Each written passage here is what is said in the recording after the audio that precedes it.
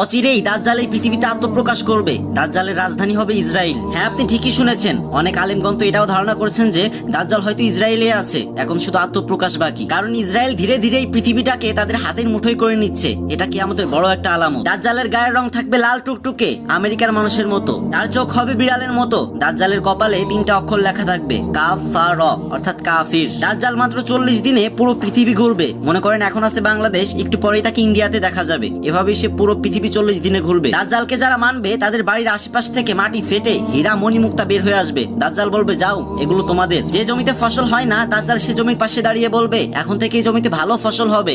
সেখানে রাতারাতি ফসলে ভরে যাবে। দাজ্জাল পৃথিবীর মানুষকে বলবে, আমি তোমাদের রব, আমি তোমাদের আল্লাহ। তখন পৃথিবীর মানুষেরা বলবে, অসম্ভব, এটা হতেই পারে না। তখন দাজ্জাল বলবে, আমি মৃত মানুষকে জীবিত করতে পারি। তখন পৃথিবীর মানুষ আবারও বলবে, অসম্ভব, কারণ এটা আল্লাহ ছাড়া আর কেউ করতে পারে না। তখন একটা ছেলে চিৎকার দিয়ে বলে উঠবে, ও আচ্ছা, তুমি তাহলে